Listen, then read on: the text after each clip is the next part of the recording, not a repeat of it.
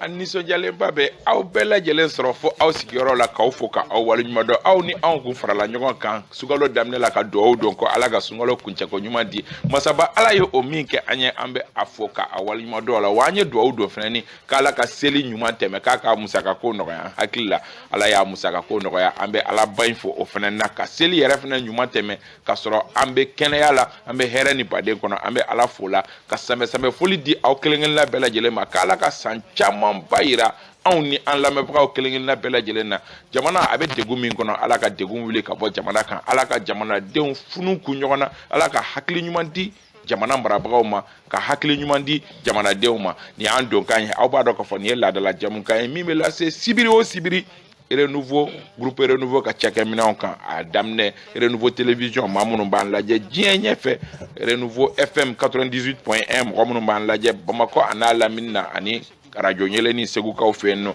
bɔlɔlɔsiraw fɛ aw minnu b'an sɔrɔ kan an b'aw bɛɛ fo k'aw waleɲuman dɔn aw b'a dɔn k'a fɔ ni jamukan sigira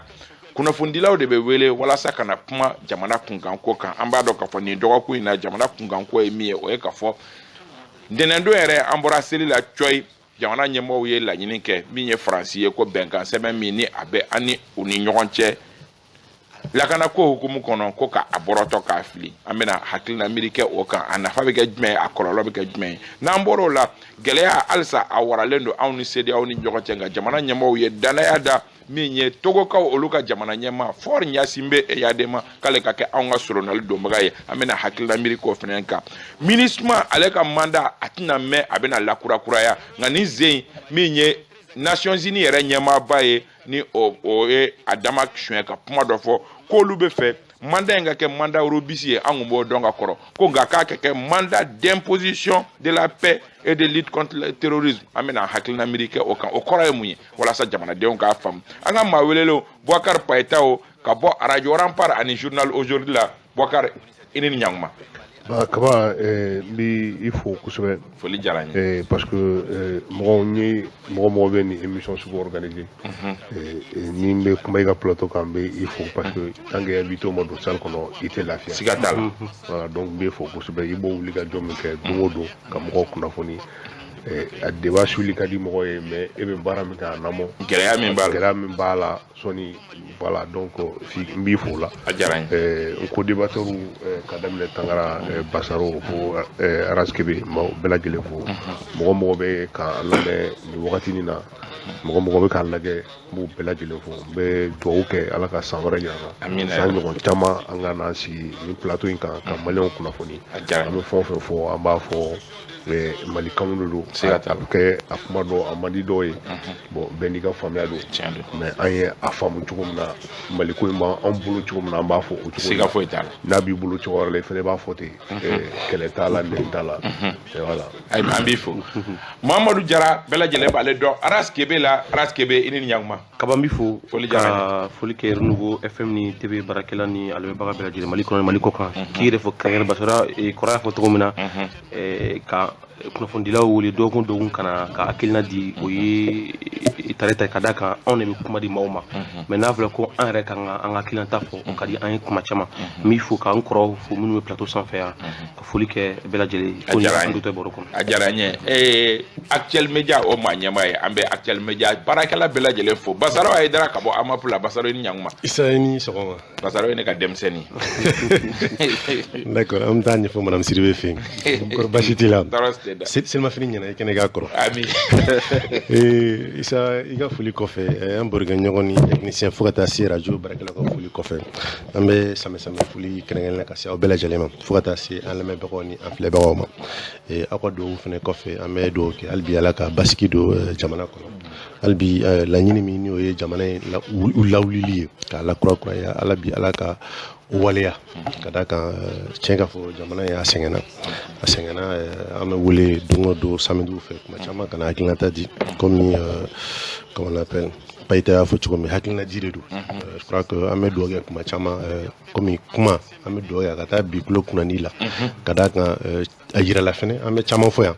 don dɔ la olu bɛ taa wolo tiɲɛ fɛnɛ na a don dɔ la waati la a tɛ faamu mais kɔfɛ a bɛ tila ka faamu ou bien fɛn dɔw bɛ na n'a ye an ye min fɔ o bɛ wale tiɲɛ na donc kuma dɔ la an yɛrɛ bɛ dugawu kɛ ka mɛ min fɔla ka nkalontigiya parce que a tɛ kɛ ten parce que i b'a sɔrɔ a ko dɔw ka gɛlɛn mais jamana ko don faamuya ma bɛɛ n'i ka faamuya cogoya don hali bi ala ka hakili ɲuman di bɛɛ lajɛlen ma walasa basigi bɛ se ka sabati jamana kɔnɔ hali bi bɛɛ san bɛɛ san bɛɛ a diyara u bɛɛ lajɛlen Mamutu Tagara ka bɔ journal Les Dénonciateurs la Mamutu ni fama Isaka wa k'i fo k'i waleɲuman dɔn ka teleso ɲɛmɔgɔyaso fo ani an filɛlibagaw n'an lamɛnbagaw bɛɛ lajɛlen jamana kɔnɔ ani jamana kɔkan surtout jamana kɔkan k'u bɛɛ fo k'u waleɲuman dɔn a diyara u ye k'a fɔ ko ala k'an ka sanw caya ala ka jamana in jɔ ala ka jamana in kisi k'a tanga amina yarabi ka barokɛɲɔgɔn fana fo a diyara u bɛɛ ye ayiwa babu kɔni an y'a bɔ k'a bi an ko k'a fɔ dɔgɔkun daminɛ in na hali n'o y'a sɔrɔ a ma kɛ balina ko ba ye mɔgɔ caman bolo jamana ɲɛmaaw ye laɲini kɛ min ye bɛnkan sɛbɛn min ni o tun bɛ anw ni faransi ni ɲɔgɔn cɛ n'a tigɛnɔ bilala kabi san 2014 ko ka bɛnkan sɛbɛn in bɔrɔtɔ c'est vrai que Payitaw surprise tɛ mais e bɛ analyse jumɛn k'a kan bon c'était gɛlɛya min bɛ ani faransi cɛ en fait c'était la suite logique c'est-à-dire que min tun kan ka na nin bɛɛ lajɛlen kɔfɛ parce que Franchi ko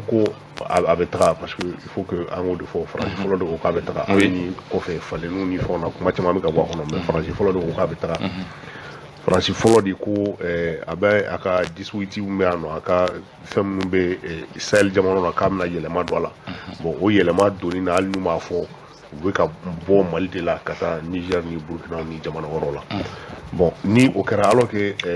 sɛbɛn dɔ de b'an n'u ni ɲɔgɔn cɛ o sɛbɛn bɛ u yamaruya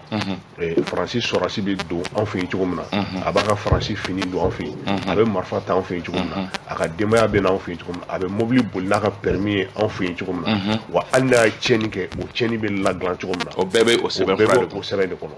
maintenant ni ko kɛra nin cogo la donc alors que o sɛbɛn de bɛ an n'u ni ɲɔgɔn cɛ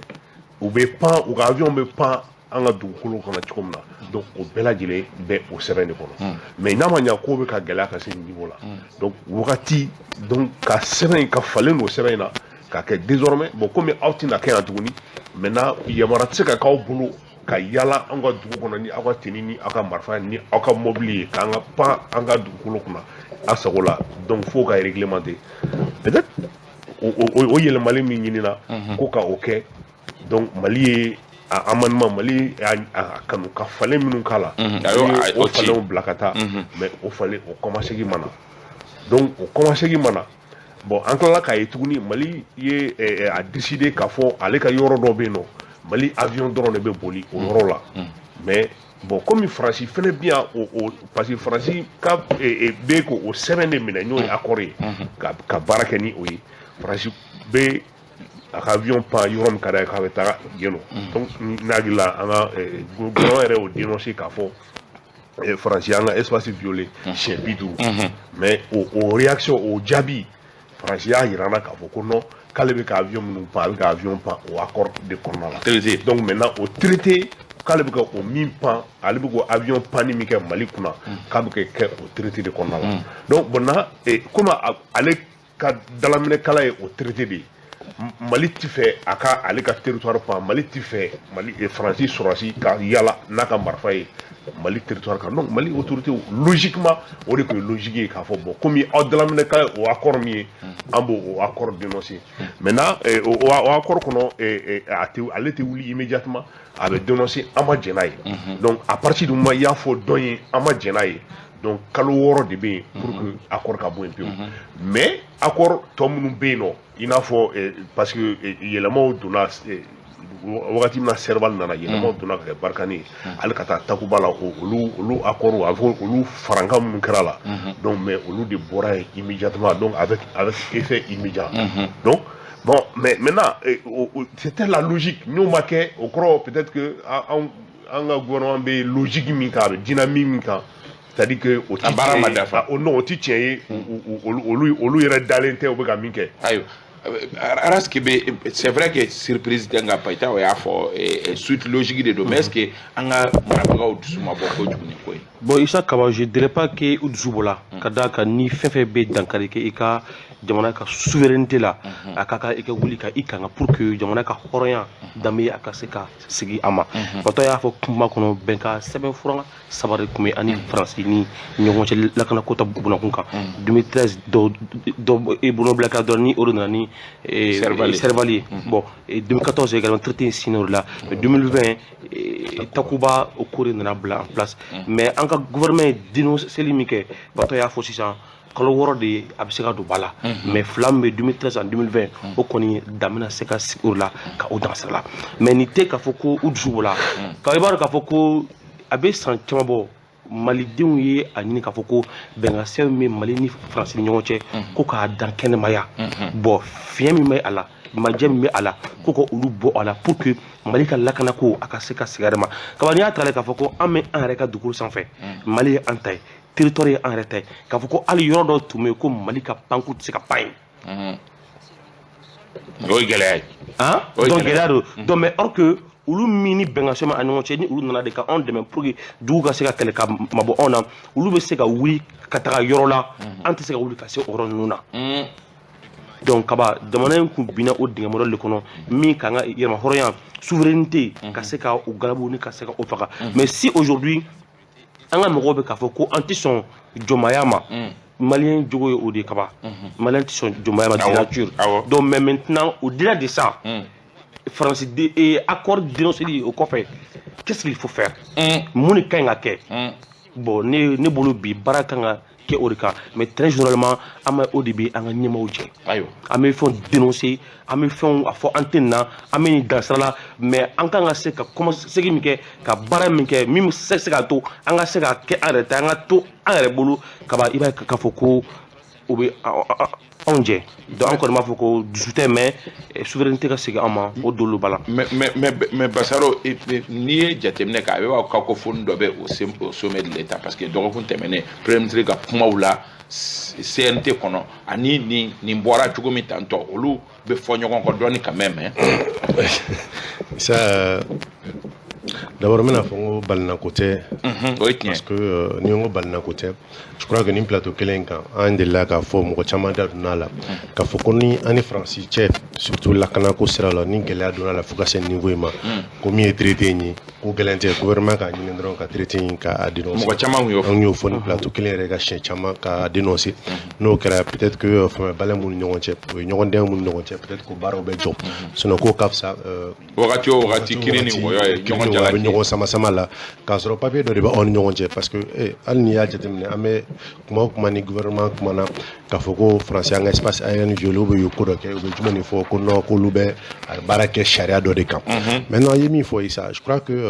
ni plateau kelenga bia do gonfler nera ni paita wa ñogon sama kuma na ko sebe parce que jumani mo fora on avait dit que ni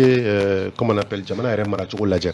iba ye mi metali ke lakana ko sera kan a kuma be teme premier ministre kan je crois que ni me allo walia ni a bare mo walia parce que le 21 président premier ministre me senti mo nyakoro a tra fu yekomi ni akorinyi ko sonindro ani français bena sigi ko pour que kasega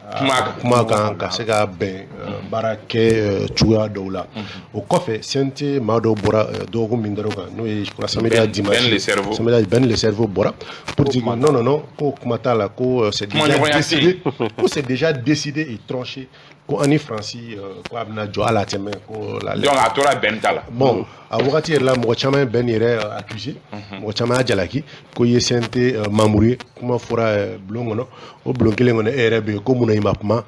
ainsi mais sauf que l'histoire tient dit allemand contrairement au premier donc yi ngali minke ça montre un peu effectivement que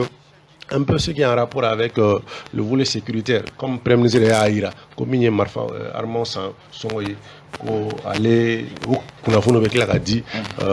par le ministre pratiquement de la défense à l'époque a y'o kuma fɔ o cogoya la. k'a sɔrɔ o ka ɲɛmɔgɔ y'ale de. o ka ɲɛmɔgɔ y'ale de donc kuma b'o de fɛ donc o b'a yira ko min bɛ tali kɛ lakanako kan kuma dɔ la a b'i n'a fɔ ale tɛ o kibaruyaw bɛɛ kalama donc je crois qu'a bɛ kuma dɔ la a bɛ mɔgɔ jɔ yɛrɛ la a bɛ mɔgɔ ɲugu yɛrɛ la hali ka baara kɛtaw la k'a fɔ ko e de ye jamana yɛrɛ si on peut le dire institution filanan ye le gouvernement c'est pratiquement la deuxième institution de la République et o ɲɛmɔgɔ ye mais kunnafoniya dɔw bɛ jamana kun kan parce que nin baara ninnu a tɛ bali ka kɛ quoi parce que n'i ye jateminɛ yɛrɛ kɛ Isa jumɛn de kɛra entre le 21 ka na se comment on appelle lundi ma de majeur qui peut ni réaction expliquer pratiquement Italie parce que même l'affaire de Gossi c'est pratiquement en une bedunani 21 bedunani on a parce que la France a quitté la base de Gossi je crois le 19 oui. Donc France a travaillé conféré Gossi comment fait comment sera à Bolida donc pratiquement à ma donc on sait qu'il faut faire manger bar que la mi violation donc on croit que décision on talent amena ben comment bodira ben a ira décision talent amena il suffit juste qu'à faire donc ala nga kuma flana kono ou sabana ni namna do ministre ko la peut-être amna nda document bela parce que même sur ce sujet il a dit que Kolbe oui quand ata lettre du ministre nyamo ma ko ga jamana bla pratiquement parce que à nyamo ga France de boulot donc on ne peut pas chasser aujourd'hui la France et continuer à travers la ministre donc analyse flair analyse fola emi c'est que mo chama bolo nyamo ko du subora ko na analyse flana ye et c'est vrai que premier ministre qui a fait amena traité une lajɛ de ka bayɛlɛmaw don a kɔnɔ nka ben le cerveau bɔra k'a fɔ ko bayɛlɛmali ko kuma tɛ yen ko traité in bɛ fara ka fili de wa a labanna o de la ka sababu kɛ jamana ɲɛmɔgɔw y'o de laɲini hali n'o y'a sɔrɔ premier ministre fana y'i teliya k'a anticiper don min a kan ka fɔ o wula fɛ k'a fɔ ko o baara in kan ka kɛ ten i b'a analyser cogo di. ouais bon ne ka famille ye mun ye nin ko yɛrɛ la o ye an bɛ fɛ ka segin an yɛrɛ ma quoi. an bɛ fɛ ka segin an yɛrɛ ma. Parce que certes dysfonctionnement bi au yɔrɔ la i n'a fɔ gouvernement ni CNT tɛ ɲɔgɔn faamuya ou bien mɔgɔ dɔw bɛ gouvernement la olu ni premier ministre yɛrɛ tɛ ɲɔgɔn faamuya o dysfonctionnement bɛ yen ça c'est clair mais fɛn min de ye ka accord in ou bien an k'a fɔ accord ninnu ka segin olu ma olu wuli ka bɔ yen an ni France ni ɲɔgɔn cɛ moi je trouve ça o tɛ balinako ye quoi. Ne yɛrɛ bolo bɛɛ kun sigilen don n'o ye i n'a fɔ minnu tɛmɛna olu y'a fɔ minnu tɛmɛna ne ɲɛ olu y'a fɔ cogoya min na bɛɛ sigilen kun don n'o ye quoi parce que du moment où aw bɛnna fɛn dɔ kan aw bɛ ka baara kɛ ni fɛn ye e yɛrɛ kelen bolo la ni mun ka di e ye don min na e b'o kɛ ni mun ka di don min na e b'o fɔ mais ni ne ko n bɛ n ka décision ta ka fɛn dɔ fɔ e bɛ dimi donc n'o o donna jɛ la surtout c'est une coopération bilatérale jamana fila ni ɲɔgɔn cɛ bɛnkan sɛbɛn de don donc n'o kɛra dɔrɔn o ɲuman ye mun ye a b'o bɛnkan sɛbɛn a b'o bila kɛrɛfɛ moi je pense que o baara de kɛra quoi bon bɛɛ kun sigilen don n'a ye fana ni nin bɛ kuma kɛ o de kun kan ka bali maliyɛnw na quoi ne ka faamu yɛrɛ ye mun ye accord yɛrɛ dénonciation na o y'o ye quoi maintenant Aras Kebe y'a fɔ cogoya min na mun de kun kan ka kɛ ou bien mun de kan ka kɛ après avoir dénoncé l'accord ɲininkali yɛrɛ bɛ yen de sisan bon a bɛ san fila bɔ bi mɔgɔ tun bɛ ka kuma fɔ ko ka accord ninnu dénoncer ou bien k'u wuli ka bɔ yen pewu carrément mais a kun tɛ se ka kɛ parce que ne bolo en amont il fallait trouver i kun kan ka garde dɔ de ɲini ou bien fɛn dɔ ɲini an bɛ se k'an sinsin mun na an jigi bɛ monter en puissance de voilà an kun bɛ k'an an mago tun bɛ fɛn dɔ la an bɛ se k'an sinsin mun na pour que ka se ka sabati sɔrɔ sécurité sira fɛ donc san fila bi sanni bi cɛ an kun tɛ se k'a fɔ k'an bɛ accord in dénoncer mais bi moi je pense que o sira kan hali n'a sɔrɔ ko bɛɛ ma dilan mais an jigi ka ɲi dɔɔni o sira kan parce que faama mɔgɔw n'u ka partenaires olu bɛ ka baara mun kɛ a dogolen tɛ jamana fan si quoi hali n'o y'a sɔrɔ an b'a a ka d'an ye a ka kɛ cogo la mun tɛ nin si ye an sigilen don et puis an jigi ka ɲi an b'a dɔn o bɛ se ka kɛ mais il fallait pas que faransi de kun ka taa i n'a fɔ mɔgɔ caman kun y'a kanu cogoya min na a kun ka fɔ k'an ni faransi k'an bolo bɔ ɲɔgɔn bolo k'a sɔrɔ foyi foyi tɛ yen mun b'a to France bi remplacer ayo Payitaw be dalema la kan jigi kan seware ni ataki laban minnu kɛra n'an ye France bila ka taa est-ce que an bɛ ka monter en puissance min fɔ o bɛ se ka ni an ka lakana ye sabati sans la France. Oui, bon, comment son ga ego question jabi mais réagir rapidement Bassaro ka fenga premier ministre ni bel le cerveau tebla résister kelengono parce que premier ministre c'est le chef du gouvernement. Ah ouais. Allez kuma do may aleda kuma bɛ se ka bɛn da parce que premier ministre ka kuma la devant le CNT pas pour le défendre mais premier ministre ka taa jɔ CNT ɲɛkɔrɔ an bɛ accord fara ka fili an bɛ bɔ CFA la an bɛ bɔ CEDEAO la non n'o bɔra mais CNT fana ye tiɲɛ fɔ yɔrɔ yɛrɛ jamanadenw ayi nkalontigɛ yɔrɔ fana tɛ dɛ nkalontigɛ tɛ dɛ c'est pas c'est-à-dire que par rapport à la CEDEAO ani CFA a ko c'est pas encore sur la table c'est pas o tɛ nkalontigɛ ye o c'est pas encore sur la table o tɛ nkalontigɛ ye mais j'arrive Aïssa non il dit pour le CFA non n y'o de fɔ maintenant il dit que par exemple, quand tu prends c'est de l'accord, qu'on a une phrase de Koumanyawala, mais Ani Bekofe, Ani phrase de Koumanyawala, parce que c'est un pays avec lequel, tant qu'à mis CFA là, mais on est obligé de parler avec la France. Mais ce qu'il faudra, c'est que ni au quota, qu'il y ait un élément de renta, que Choguel ne maîtrise absolument rien de tout ça. Parce que parce que le bilan sécuritaire, Nikibo Samakabo, Choguel Kablana ou de Choubara. Mais est-ce qu'il non, prouvé. C'est-à-dire qu'ils n'ont pas les mêmes responsabilités. Vous ne pouvez pas comparer Ben le cerveau au premier ministre du Mali. Je ne suis pas d'accord avec ça. C'est-à-dire que niveau de c'est clé. Ben se permet, mais mon amant faut sentir là. Pourquoi il n'a pas répondu? Il dit qu'il n'avait plus de temps de parler. Non, moi, je tiens parce que il devait répondre, dire au premier ministre qu'il a menti. Et pourtant, lui, il a le temps, il a le micro, et occasion d'abolo qu'a premier ministre Djabi, mais pas dans la rue. Donc, avec moi, il a parlé à un homme de la rue. Moi, je ne peux pas à côté. Comment le premier ministre juge? Mais avec au propos de la rue. Oui, mais. Réalité là-bas, non, moi, je suis d'accord que à certains niveaux, ou qu'un niveau de responsabilité, ça c'est extrêmement important. Parce que il faudra mettre Jamana Taba fili carré kono donc namta carré kono comment tamto fait en fait moi sortons de ce débat sortons vraiment de ce débat maintenant me fait mi faudront c'est que ni fin ta dire mais ne Congo et anye francicain araske be a foko après France kanga ngo de préparer andu ango monter en puissance ko puma mina mais anya e ka fo attaquer damado ngara kosanina mi yesiga do mo du sukuna. Bon, attaquer, moi de mon point de vue, ou attaquer Mangasiga de mon c'est vrai, Bafo, Nignono, Siga de mon pourquoi? Parce que le Mali est très vaste. Mon petit Mali donc, au lieu de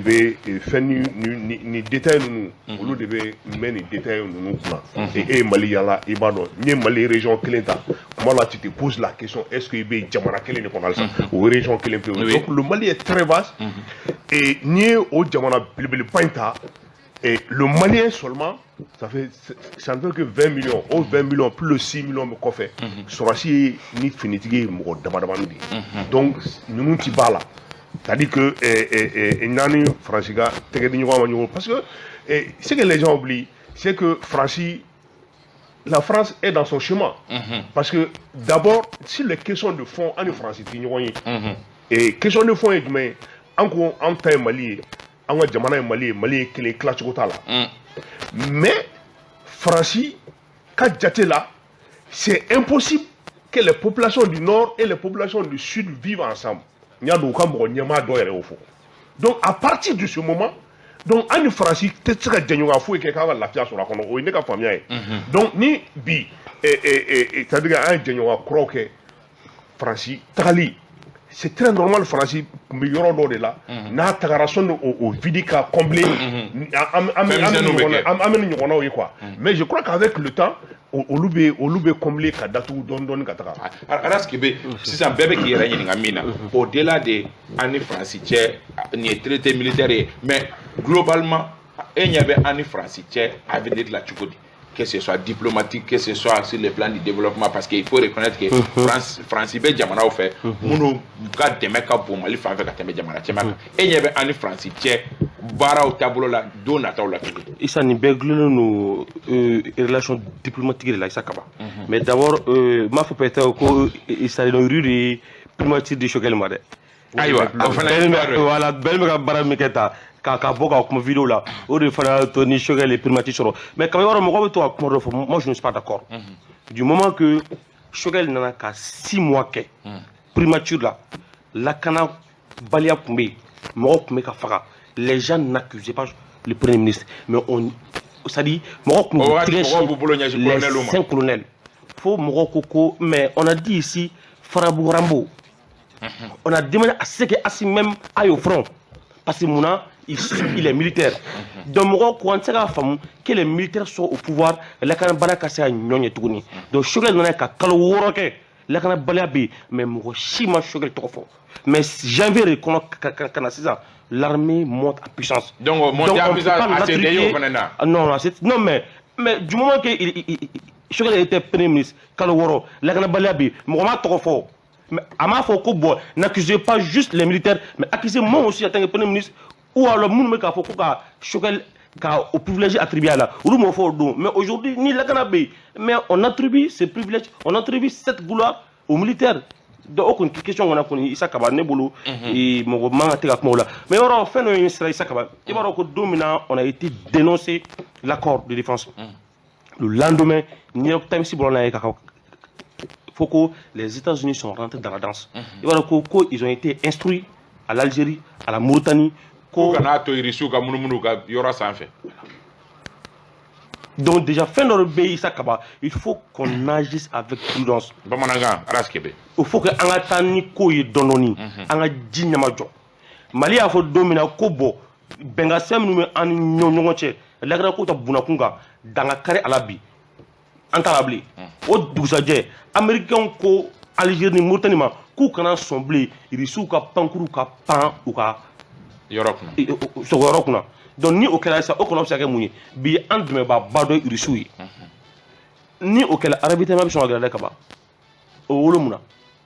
keleo ay la e attaque la mun kala sans o mali di minusma ka renfort ni c'est vrai au Canada donc au Canada foko jamana cité dien ko isa kaba ko min kele mi sekata mais nama nya fana ko iko doma ko angam bulu bonyo bulu il faut que ika don fana nanga munke pour que n'allait mais c'est munke walma allait tagali avait na faire du munte ngama ma ko karto di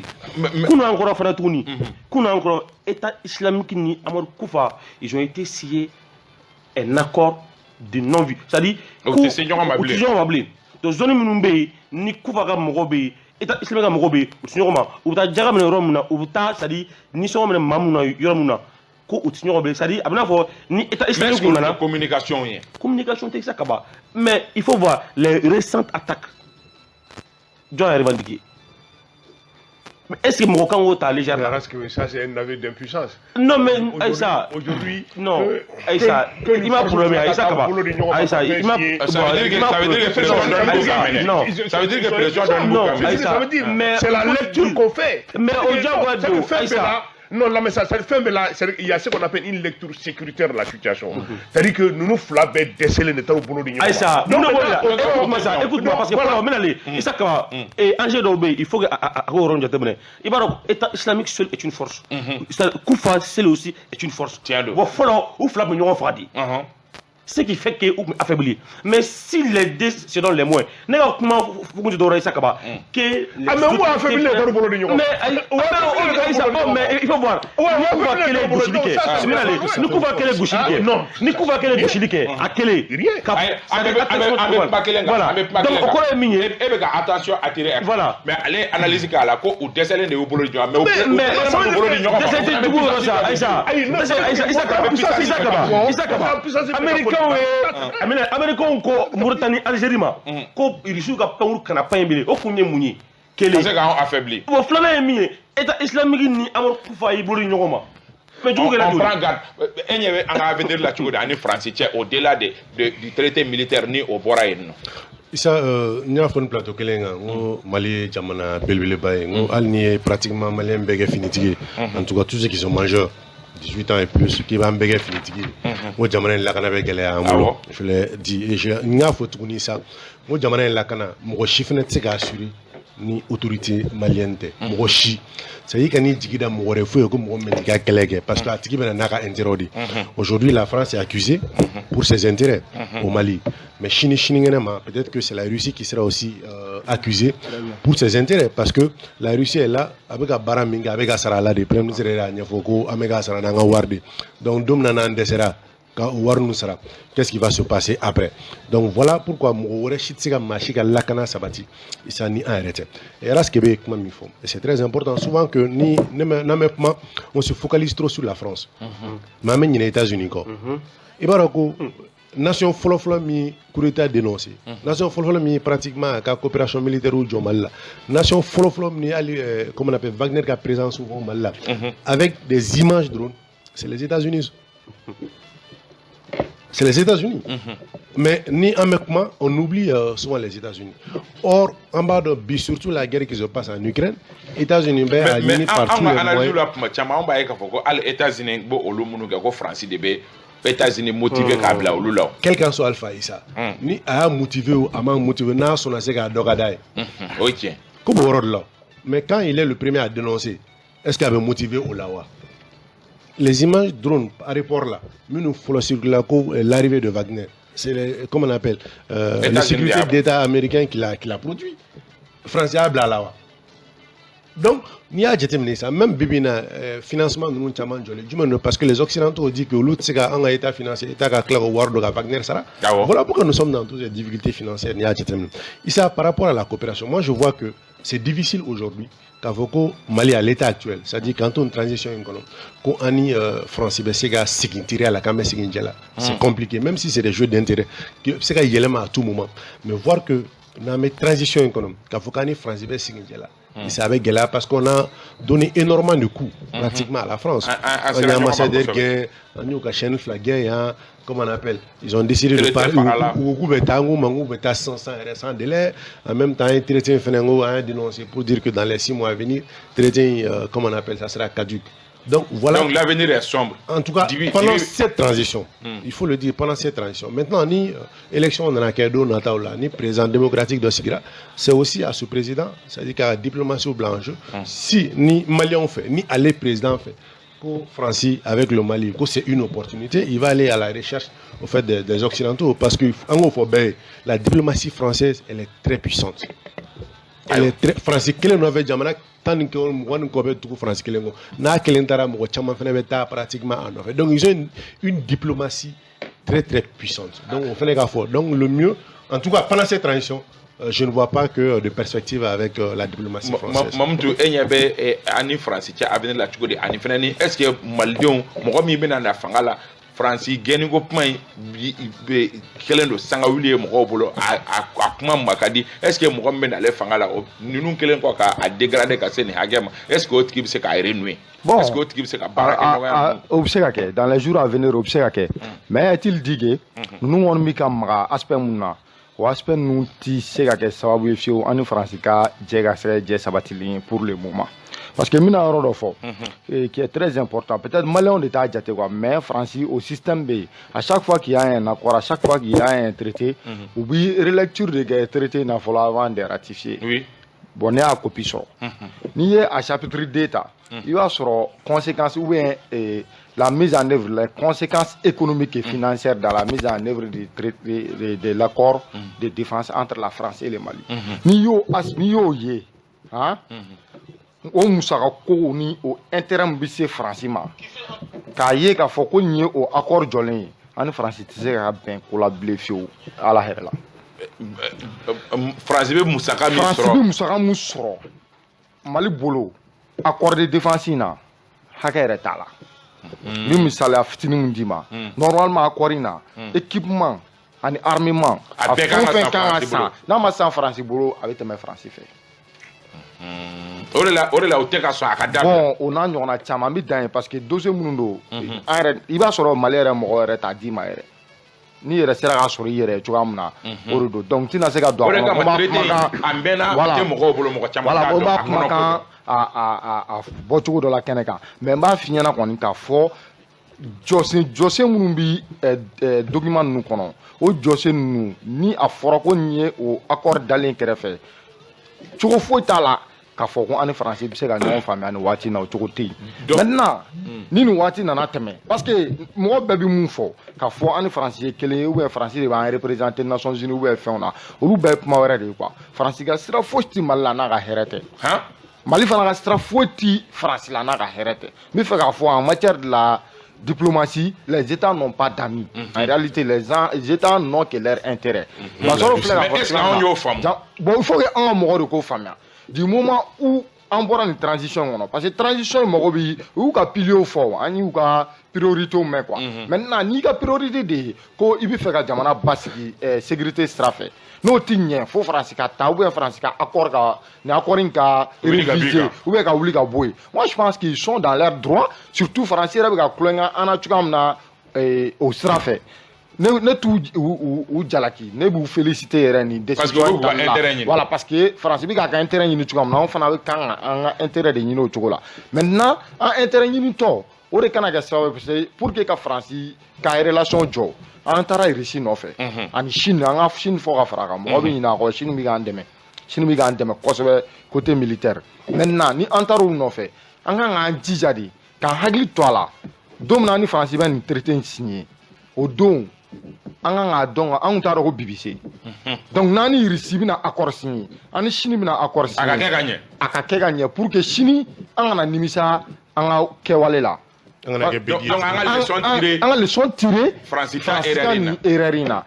normalement sariya yɛrɛ bɛ Mali kɔnɔ chaque fois que accord bɛ yen ou bien traité bɛ yen ou bien convention bɛ yen nɔ san'a ka ratifier a kan ka taa cour constitutionnelle de la fɔlɔ olu kan ka contrôler a priori kan kan ensuite a bɛ sɔrɔ ka na a bɛ ratifier mais généralement i b'a sɔrɔ a ti kɛ yɛrɛ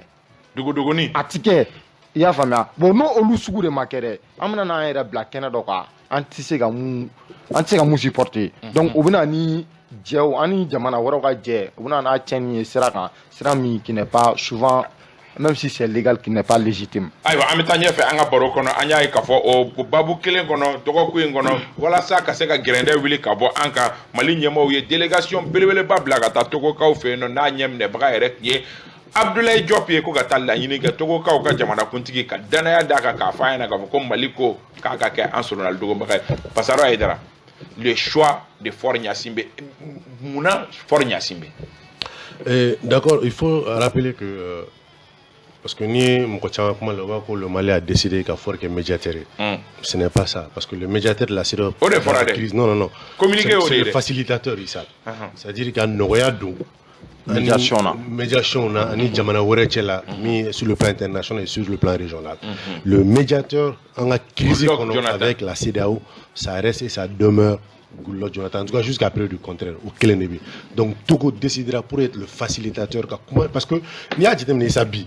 On a jamana kono, comment on a galalendo, pratiquement on y bêche, on y bête. Moi fait pratiquement nos commandes de Mali de Gola, en blaro bella. C'est-à-dire il faut appeler le chat par le chat. Comment là? Est-ce qu'en fait, en tout cas, Jenny Jomaya de blé? Non, il ça, maintenant mi fille ça, il a Herenina Morola. Il va se faire un homme, voilà c'est qu'à faire nos sons. Mais il n'y a pas que les qui a Herenina, tout là été Herrera sur la cono. Je te donne juste un exemple ça. Abe salon célibat là. Ambebora Kalama, ko Sakabla Ragata, dit Alassane Draman Ouattara par le président de la transition. Mais à Koum et Djoumeni. Il y a les informations qui sont sorties après Kafo, même ni IAI, comment on appelle, Guetta, Assimi Guetta, qui est le président de la transition. Parce que c'est là au président où il y a quoi. Sinon, la communauté internationale, notamment la France, n'a jamais voulu de cela. Pour les banda au rétabli, c'est là pression pour les banda au rétabli. Donc, Alassane était les gens, Minouni, Assimi Lassi, pratiquement au cas, c'est là où réunion s'est fait pour parler. C'est là où réunion faut la retard à mon écam. Parce qu'il y a eu énormément de négociations, comme on appelle, pour que les 18 mois même puissent être acceptés. Sinon, c'est dans les 12 mois, pas plus, pas moins. Au coffre, et transition, prestation de serment, quel était le présent de la sous-région mine dans Djamana? Sissoko Ambalo. Mais Koureta, quel est Sissoko? La John ne faut pas tentative de Koureta là. C'est pratiquement les réseaux sociaux, ceux qui soutenaient la transition, qui étaient les premiers à applaudir cette tentative de Koureta. Parce que vous faites un peu de Sissoko Fernando. Exactement. Sissoko Talé français qui a ségué. J'arrive ça. Il s'en mène aller. Attitude changera vis-à-vis du Mali. Exactement. Voilà tout le problème. C'est une Momingo Amadron. stop avec un minga mai un mot franju quoi l'Algérie mais moi t'allais voir français quand t'as tout le non ça parce que on base les mêmes français des cas non ils sont basés les mêmes français des cas au fait les relations là les relations internationales à tita ou comment nous être à Togo mais il va donc quand je dis le Mali allait à Togo mais il y a le Mali à Togo un fort bora rodme fort bora Côte d'Ivoire non il y en a qu'un fort bora Côte d'Ivoire en fin de semaine à bora français il a fait un maman mon entrée dans ce cas Amango Alassane Andjougui fort a quitté Abidjan ani Alassane Nyogoni a bolo kofe dans la même semaine entre Katago à un facilitateur pour qu'on dénonce pas mon meta quoi en Kalfa je reviens ici l'Algérie par exemple quand on était en France quand c'était chaud on avait pris l'Algérie comme notre bouc émissaire l'Algérie qui fait un bel diamant encore mais depuis l'Algérie qu'on a quand on sont 5 ans quand on a 1 an 18 mois là 16 mois là quand elle est facilitateur elle est médiateur pour que sanction ne bien Algérie trop pour tout. Donc on se pose la question même avec Fort quelle est la marge de manœuvre c'est du président togolais une situation là, comme facilitateur. Quand 24 mois défense. Parce que comme là, le Mali dit que 24 mois, pas plus. 24 mois. On met Baraga sur la base de 24 mois. Pas moins. Non, quand tu fais Faroga, parce que on sera dans la Baraga. Fort médiation n'a pas de voilà, et Basura Manga Fort facilitation. Parce que Fort est facilitateur jusqu'à preuve du contraire. Mais est-ce que parce que Bassara est mis pour est-ce que Odo parce que médiation de peut-être quand même good luck comme médiation fait na médiateur wéré de ñine ayere parce que délégation beaucoup na aka médiation de ñine abe les sort qu'on a benga 5 kon comme il communiquer kala oui mais ni présence Togo présence rega communiquer là facilitateur de bala aywa et puis il va yeno yelane parce que logiquement et légalement good luck des médiateurs. Maintenant, pour maintenant fort choisir. Mais est-ce qu'on a un good luck à médiation faible? Bon, on sait qu'à vous t'as fait parce que on m'a désigné. Mais c'est qu'à faut c'est d'avoir de good luck Jonathan désigné pour qu'il y ait un médiateur entre le Mali et la CEDEAO. Au cœur de pays, il y a élection qu'on fait. À quoi good luck médiation sera hacker d'homme ou good luck il y aurait bien quand il y aurait place il y aurait la tête place au ministre des Affaires étrangères. Mais du moment où on m'a good luck choisi. Non, une stratégie ou ressort pour que ça gagne good luck check moi je pense que au fanati quoi. Maintenant fort bien au rôle de jeu. En tout cas moi je ne le considère pas comme un médiateur mais facilitateur. Voilà, un facilitateur, ça c'est mon avis. Mais mouna a quel facilitateur un choix binara parce qu'il y a ale le qui est présent mu kilin chien fla bege malla no ka sigana anga nyamgo fe kanu nye u kuma nyoya donc dogola wa asigra asigra il va y impact bikala parce que yoro munani ya ye u va kuti Mali invité à rencontre là nana au kofe va Mali bi invité à rencontre là donc machita nous présent nous fana là ko anga jamana nyamgo bi son ka mo mbere so Bamako ya no ni chola ne to la donc ne ba ye anga nyamgo ka dana bi fort de kan ouais oitien maintenant ni ka dana bi mo ka I jaga gelala qui a gno kalfa la katla ka bla akika chike quoi donc fort bi au joro de la vie c'est il est le seul présent Mali nyamgo ka dana bi muka c'est là au présent tola flana Mali ka position est moyen fort mot fort de là ko fort la déclaration de là ko itise ka jamana foita ko jamana mu ko ka priorité sécurité qui bina fait on imposer ko ka sécurité ko problème to ala o fort ka position quoi bon on nous fana ka priorité en pilier fort o ya en sécurité la kana maintenir sabatilde maintenant ni mo fana ka la hala ye ka foko jamana fo la kana tise ka sabati jamana nyemo era ko donc je pense qu'il y a un fait un partager quoi donc bi ne bi yorom nge gela e tron oro di ye le fait que premier ministre a forcé ente kono ka foko anga sans flying ko fenti bo ola 24 mois voilà 24 mois ko foni asimere ko era fo ça veut dire que l'air fo ka sora na simma nyon famia quoi maintenant oro di ke problème parce que fit en avant de angolu de table là quoi o kele ne bi ka ke gela e don si ça al forbolo parce que abnata ka foko premier ministre comment fo publiquement kalo 24 kalo 24 ale bɛna taa ni o kumakan de ye ka taa k'a bɛ t'o défend n'o y'a sɔrɔ o kuma tun ma bɔ premier ministre da publiquement ko ministre des affaires étrangères cira président fɛ ka t'o kuma fɔ fɔr ɲɛna nɔgɔyaba de tun bɛ don ko la mais déjà k'a fɔra ka sɔrɔ baara yɛrɛ ma daminɛ a bɛ se ka gɛlɛya don ko la parce que n'u fana sigilen don n'u ka position dɔ de ye ko 16 mois k'u tɛ tɛmɛ o kan bon maintenant fɔr jɔda bɛna kɛ jumɛn de ye entre Bamako et la CEDEAO pour que ka se ka 16 mois in na ka na 24 mois la an bɛɛ de bɛ an sigi sisan k'o lajɛ Araskebe siga foyi tɛ a la fɔr kan ka facilitation kɛ mais bibi in na fɛn dɔ de fɔlen don a kan ka baara kɛ min kan ka sɔrɔ kɛ Mamutu y'a fɔ an ka kalo 24 o fɔlen don est ce que fɔr bɛ se k'a ɲini ka d'a ma Isa Kaba bon a bɛ se a tɛ se comme diplomatie don kuma ɲɔgɔnw bɛ sen na an b'a fɔ de ko ala ka se ka kɛ an mago bɛ min na ka se ka d'a ma mais i b'a dɔn ko Macky Sall ni Ado de bɛ siran fɔr ɲɛ mais fɔr ni Ghana président bɛɛ o ye analyse ye sa kɛ parce que il faut pas oublier que Ford aussi est le doyen des chefs d'État voilà, côté voilà, depuis 2005 tu vois bon parce que n'i y'a ye Mali taara a jigi kɛ Ford ye d'abord parce que Macky Sall ni Ado olu u ka kala bɛ sɛmɛ Ford Yasimi la mais problème fana ye min ye Ghana président u ti kala sɛmɛ Ford la o t'a bonya ne bɛ ka siran o de mais fɛn dɔ bɛ yen kaba o de ye ne siran i b'a dɔn ko an ka mɔgɔw bɛ ka c'est à dire diplomatie bila sous-traitance la quoi k'a di mɔgɔ wɛrɛ ma o k'a k'i place donc o kɔrɔ sisan ni Ford danna yɔrɔ min na sisan an bɛna mɔgɔ wɛrɛ ɲini o ka kuma ɲɔgɔnya mais an dun sɔnnen don baara in na o b'a la dɛ k'a bila job je vais venir parce que n ko sare tare parce que munna an militaire c'est-à-dire mɔgɔw bɛ k'a faamu sisan ko c'est-à-dire la diplomatie n'est pas une affaire des militaires la diplomatie c'est pour les diplomates o tiɲɛ i m'a ye waati dɔ la Uwage tun bɛ taa jamana dɔ la jaw bɛ ten don a bɛ taa jamana dɔ la a tɛ se ka taa ni ɲɔgɔn ye o Isa Kaba Abidjan mutinerie bɛ se ka wuli à tout moment Alassane b'o dɔn n'ale an ka mɔgɔ ressort tout le temps ka sɔn u ta ma mais n k'a bɛ na ni fɛn dɔ de fana ale fɛ a bɛ fɛn dɔ de lawuli a bɛ hakilina dɔ di mɔgɔ dɔw ma ale fana fɛ yen i b'a faamuya donc maintenant an ka mɔgɔw y'a faamu sisan ni ko il faut que an ka diplomatie di diplomatie de ma minnu bɛ se a kuma na minnu b'a ɲɛdɔn n'o de y'a to an ka premier ministre taara kuma protolen fɔ Nations Unies ka soba kɔnɔ ayi dɛ kuma protolen cogo di an ka non Aïssa a ka da a diyara n ye o Aïssa n bɛ ka na Isa Kaba problème ye min ye Isa i bɛ problème dɔn wa a ka d'an ye on aime ça mais kuma parce que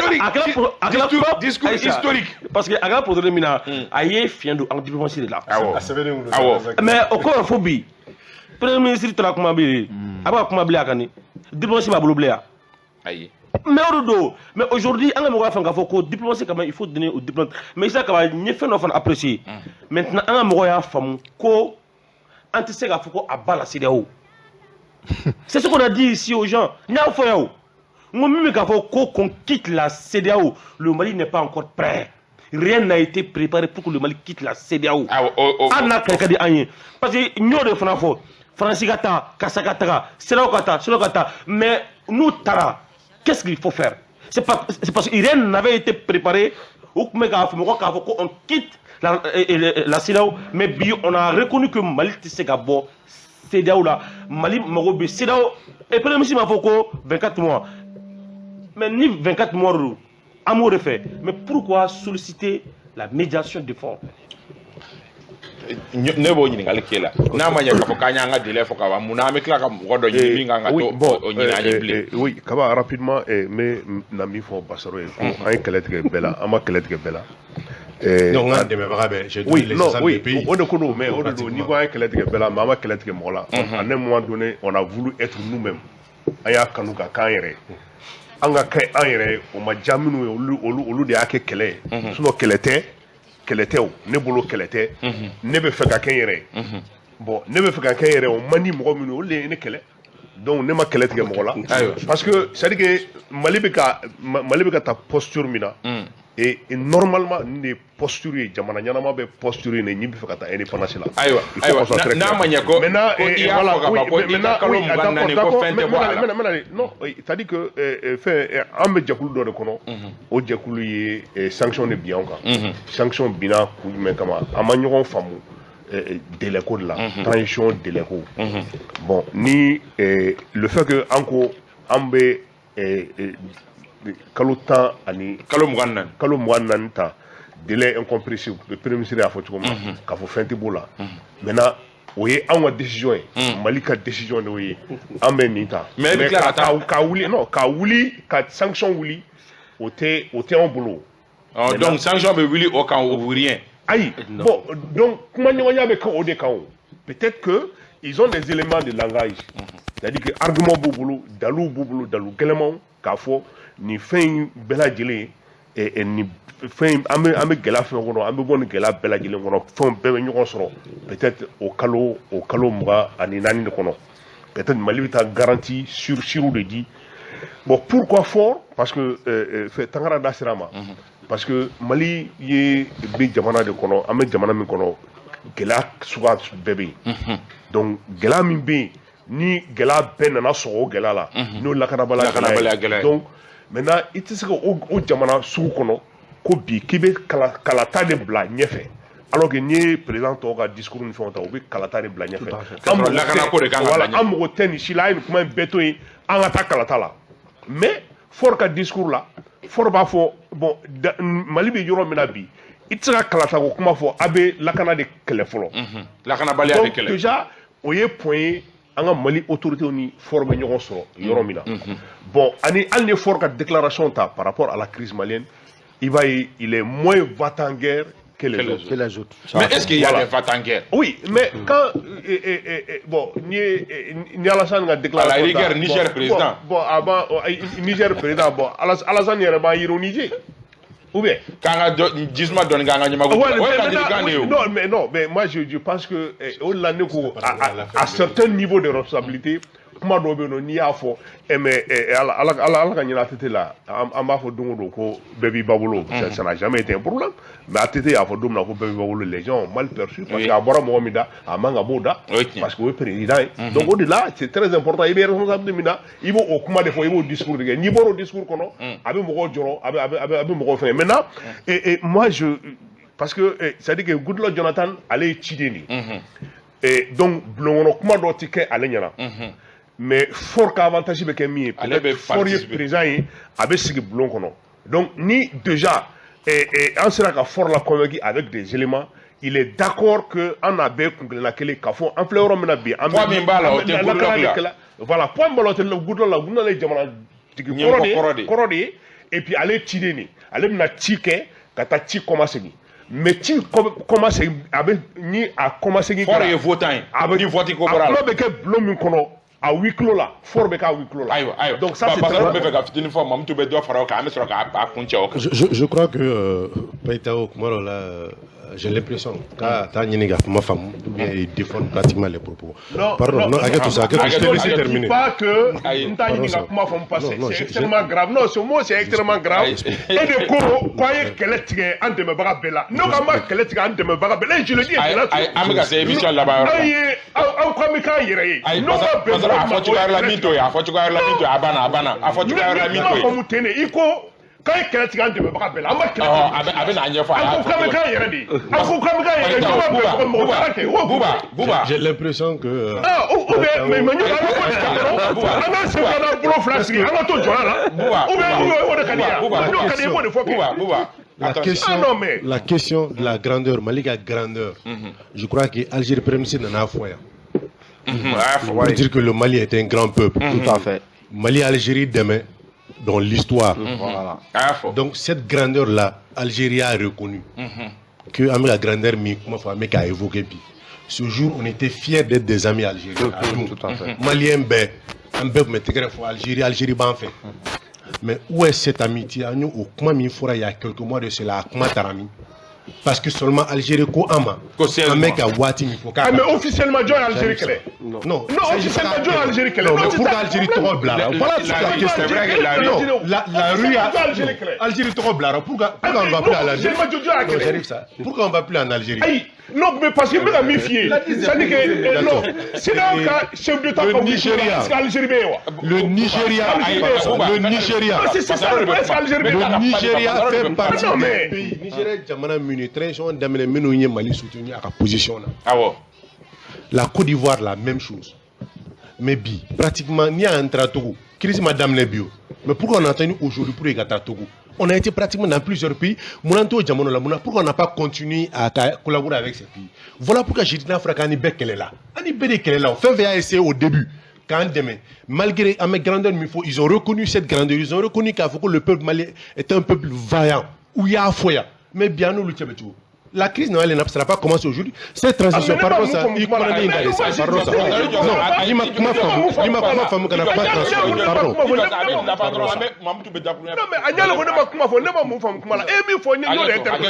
Sauf que tu as mal interprété.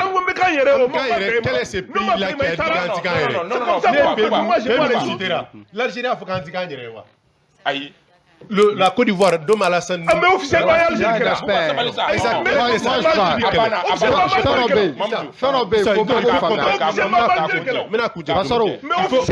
quelle est la position officielle du Mali?